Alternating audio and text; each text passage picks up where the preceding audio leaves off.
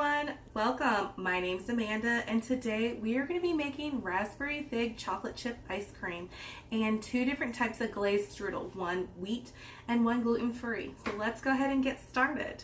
Okay, for the ice cream we are going to need 2 cups of milk, and I am using whole milk. And I'm going to go ahead and put it into my blender because we're going to blend everything up first. So that way the sugar completely dissolves, because you don't want it all grainy when you have your ice cream.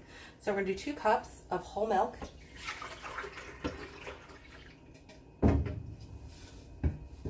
Now we are going to do 2 cups of heavy whipping cream.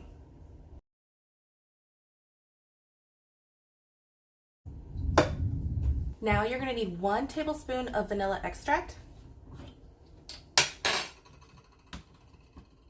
Thank goodness I had some more. I definitely really like this one that I get from Costco. Here's the vanilla extract that I get from Costco. I really like this one a lot. Now you need 1 cup of white sugar.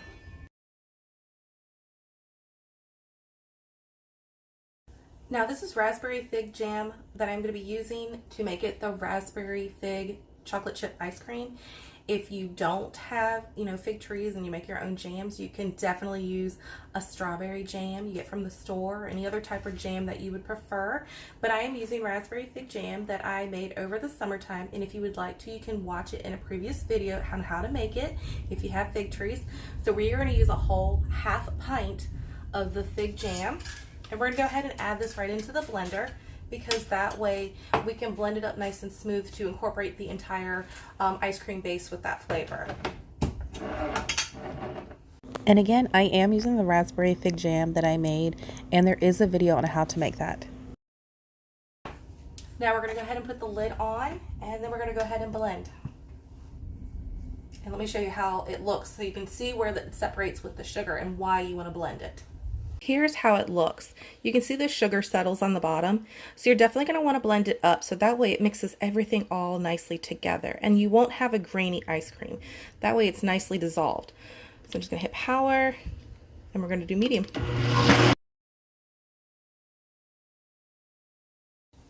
I have my ice cream attachment. I am using a KitchenAid ice cream attachment bowl, and you definitely want to let it sit in the freezer for over 24 hours. And you don't want to hear anything shaking inside like liquid. That means it's definitely frozen and ready to go. So we're going to go ahead and attach it.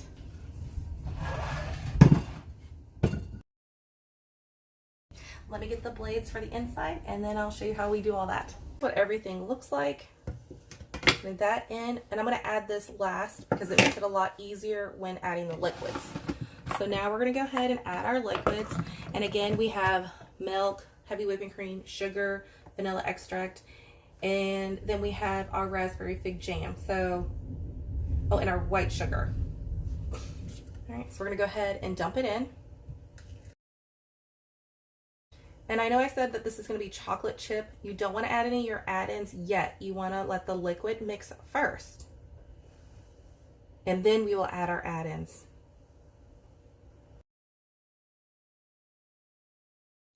Okay, now I'm going to add this little piece in here, and you're going to want it to easily set in the groove right there. So you're going to want to place it in a way that just sets right in.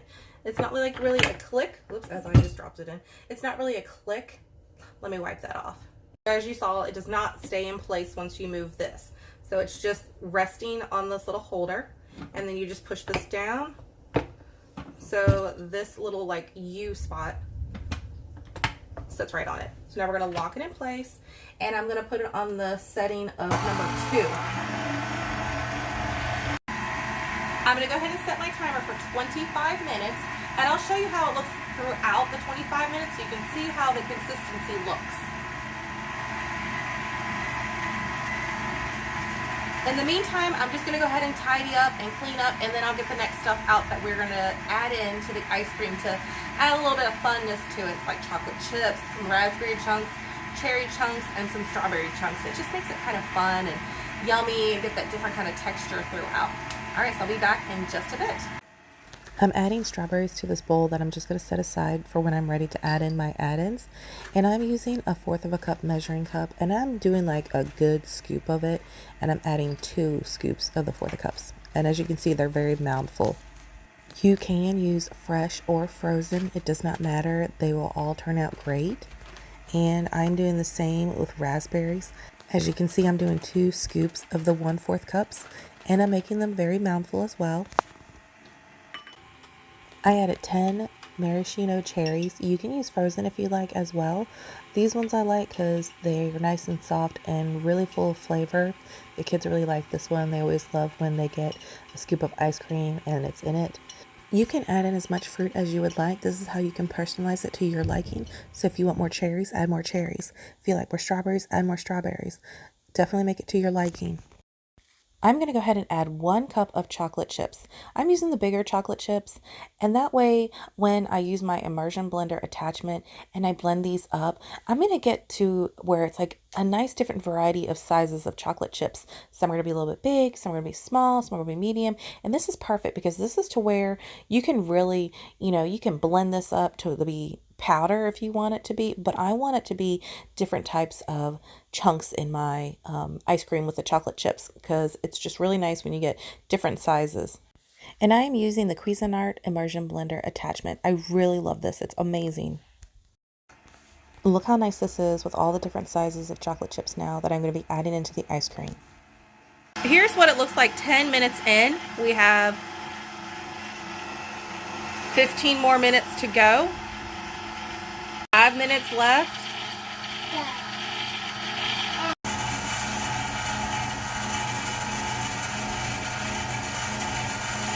We are a minute and 42 in that's left. So we're going to go ahead and add this in. Now you can wait the full 25 minutes to go ahead and add these in. I went ahead and added them in a minute and 42 seconds left on the clock because I got a message from the school saying that the kids were getting out 2 hours early due to a storm. So I needed to make sure that I had enough time to finish this up and as well get the strudels done and in the oven. So you definitely want to add this in when your ice cream gets to a good consistency. That way it's mixed well, and when it's done, you'll start hearing a clicking sound. But for this ice cream, anywhere between 20 to 25 minutes is great for the consistency. I am scraping in all the extra chocolate chips that are on the side so that way it mixes well. Okay, now my timer just went off, so we are going to let this go for 5 more minutes so that way it can really mix everything in nicely. So I'm going to set my timer for 5 minutes. When you hear the click, click, click sound, that definitely means it is done. We have not hit the 5 minutes completely through yet, but I'm going to go ahead and turn it off, and I'm going to show you what it looks like. And it's perfectly fine that this looks soft because when you first make the ice cream, it's going to be like a soft served consistency. And then when you put it in the freezer, it will form to a nice ice cream. I got my container that I'm going to put the ice cream in. I really like using clear ones because that way then I can see how the ice cream looks through it. It just is really neat. We definitely make a lot of ice cream here at the house, so it's nice to see which is what instead of opening up each container. And just go ahead and remove the ice cream mixer, and it definitely tastes really good. I really like it. And my son actually had to try it too because he loved it. It was so cute. And even later on, he wanted more while I was like cleaning up before I really started scooping the stuff out of the bowl. But he loved it. It was so cute.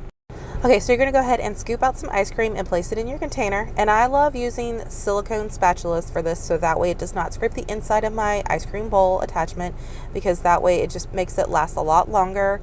And definitely using the silicone spatula, I can really scrape it along the sides to get the ice cream out because you will find that towards the end of the ice cream, the bowl is so cold that the ice cream is chilling to the bowl and it's starting to get thicker. And it's really neat how that does that because it's kind of showing you how the consistency will look when it is in the freezer for a while. So once you get a layer of the ice cream down at the bottom of your container, you're going to want to take the fruit and then just break it apart into bite sizes of how you would like it and place it on that top layer of the ice cream. You can add more if you would like, then scoop out some more ice cream and then repeat the steps of adding more fruit. You can add as much fruit as you would like. You may run out of room in the container, so if that happens, just add it in another container. Now that I have the ice cream in the container, I'm going to go ahead and take my paper towel and just wipe down the edges so that way the lid closes nicely. There's still some ice cream left over.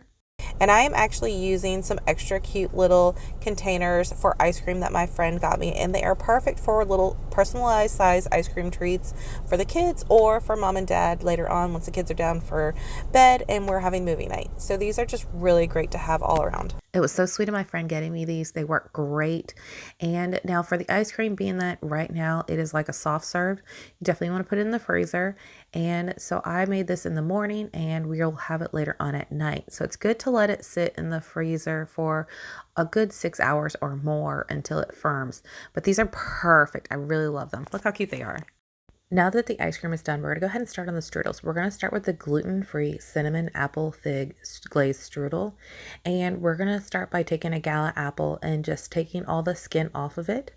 And we're going to cut them up into extremely thin slices. That way it will cook fast in the oven. Preheat the oven to 400 degrees.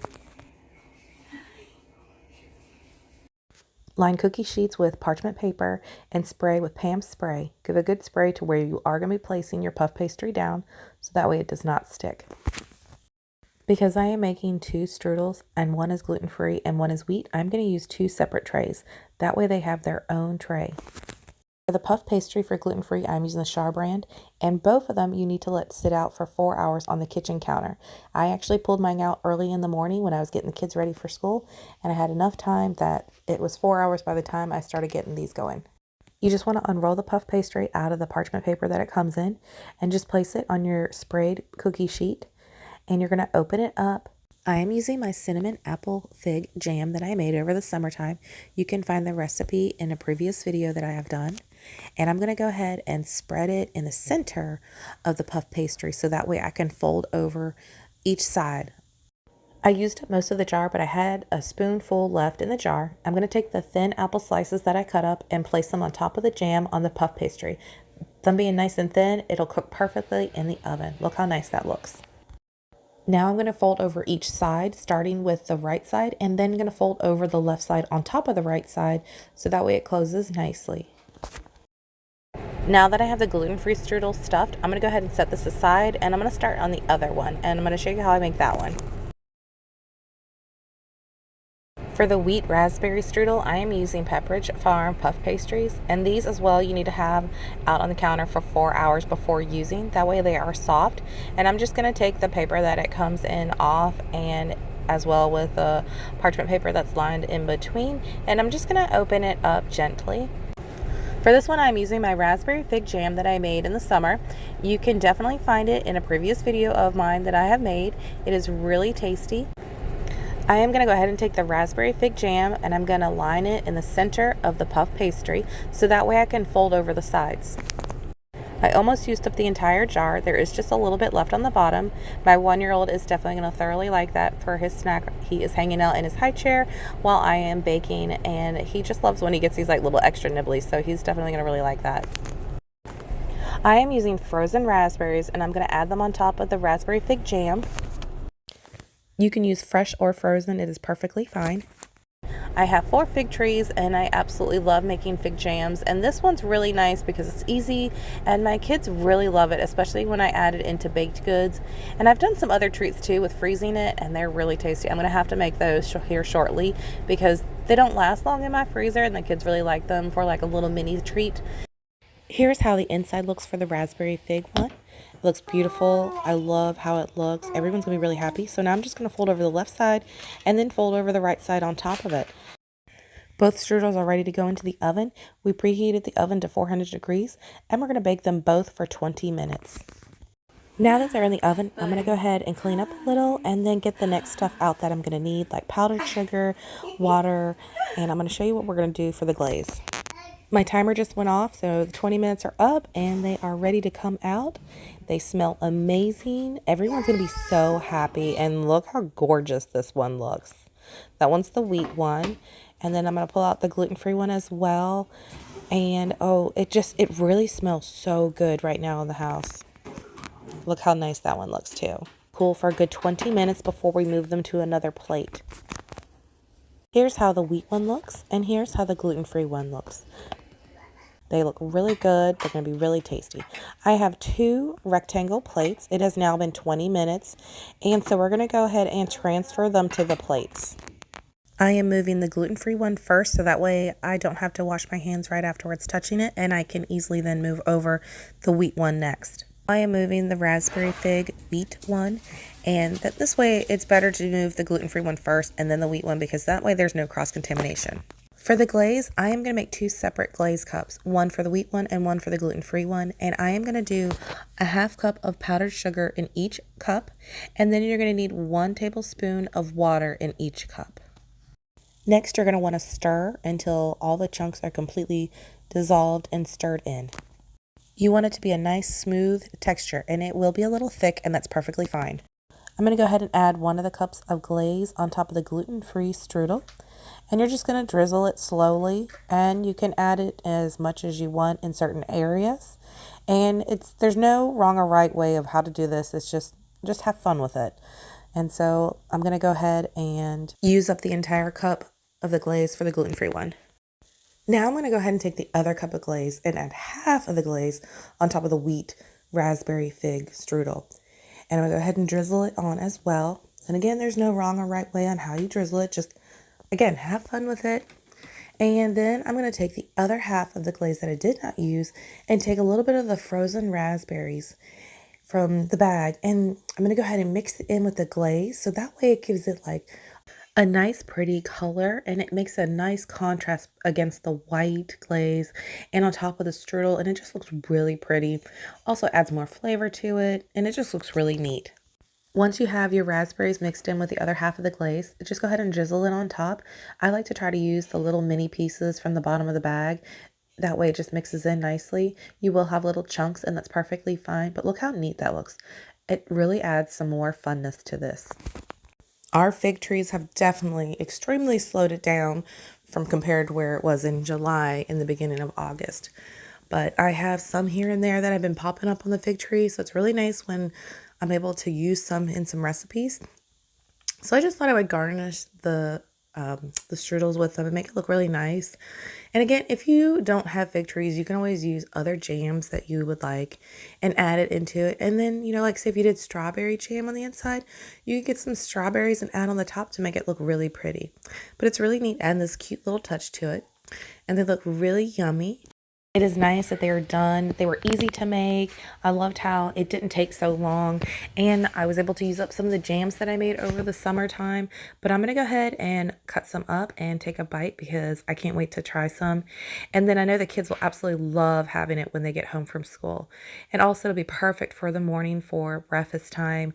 And they really like these. And, again, I really like that I can use up my jams. Look how yummy that looks. This is the gluten-free one, and it's such a treat to be able to have stuff like this. And let me tell you, it is so tasty.